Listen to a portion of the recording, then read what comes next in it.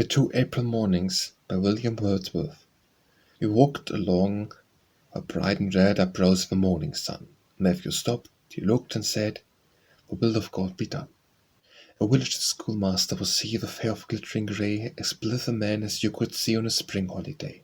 And on that morning through the grass and by the steaming rills we travelled merrily to pass a day among the hills.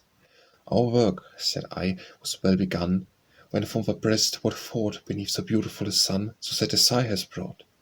A second time did Matthew stop, and fixing still his eye upon the eastern mountain top, to me he made reply. The cloud of that long purple cleft brings fresh into my mind a day like this which I have left full 30 years behind. On that slope of springing corn, the same crimson hue fell from the sky that April morn, the same which now I view. Trodden line my silent sport applied by Derwent's wave, and coming to the church stopped short beside my daughter's grave. 9 summers have she scarcely seen the pride of all the vale, and then she sang she would have been a very nightingale.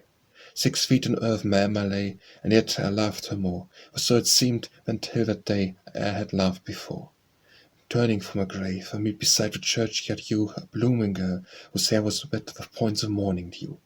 A basket on her head she bare, her brow was smooth and white, the child so very fair was her pure delight. A fountain from its rocky cave, where tripped the foots so free, she seemed as happy as a wave that dances on the sea. It came from me a sigh of pain, which I could ill confine. I looked at her and looked again, and wished her mine. Matthew's in his grave, yet now, methinks, I see him stand, as at that moment with his bow and wielding in his hand.